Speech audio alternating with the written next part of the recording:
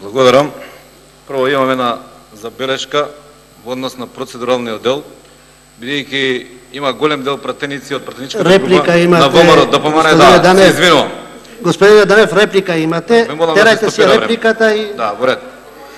Добро, голем дел од пратениците на ВМРО ДПМН се пријавивме за збор уредно во точно време, но гледам дека не нема на листингот кој што го објавивте и на кој што треба да се почитува редот за дискусии. Мислам дека ќе се поправи грешката и сите што се пријавени за збор ќе имаат збор во однос на оваа точка.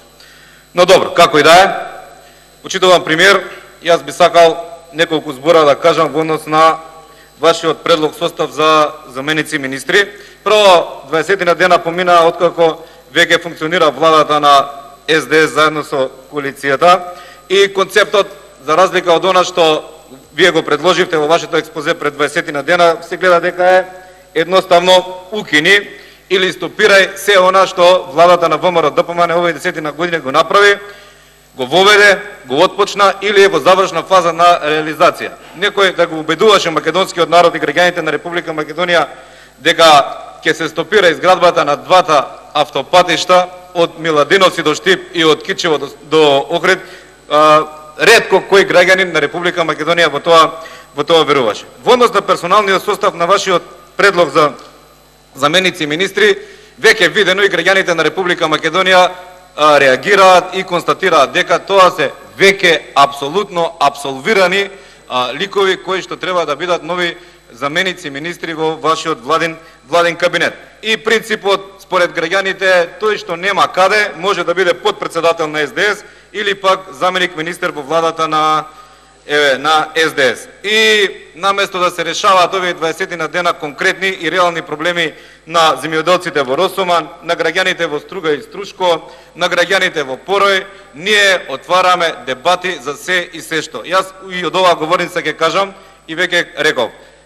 Дебати да, но дебати заради дебати не. Од дебати не се живее, се живее од конкретни проекти и од конкретни дела кои што го подобруваат квалитетот на живот на граѓаните на Република Македонија. Еден пример за тоа од кои принципи сте се воделе кога ги предлагате замениците министри, еве во CV-то на господинот Наумов, кандидатот за заменик министер за економија, вели дека тој во 96-та и 97-ма година бил ангажиран во Агенцијата за трансформација на општествениот капитал, односно така наречената Агенција за приватизација.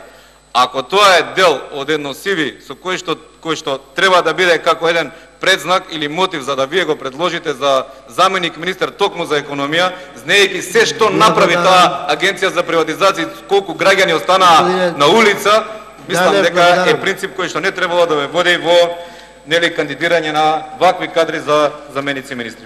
Ви благодарам.